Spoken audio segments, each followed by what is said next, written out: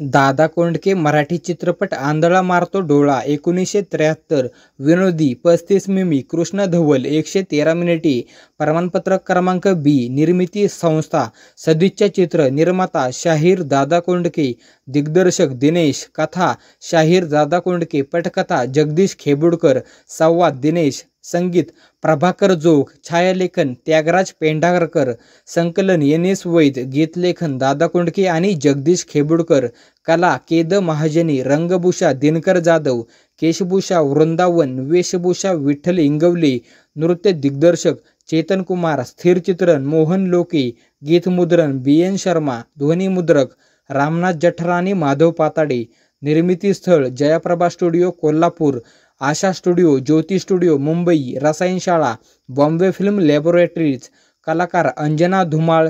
जयशंकर दानवे गुलाब मोकाशी भालचंद्र कुलकर्णी रजनीश चव्हाण सरस्वती बोडस शांता तांबे अरुणा इराणी दादा कोंडके संपत निकम दामोदर गायकवाड पार्श्वगायक आशा भोसले उषा मंगेशकर आणि जयवंत कुलकर्णी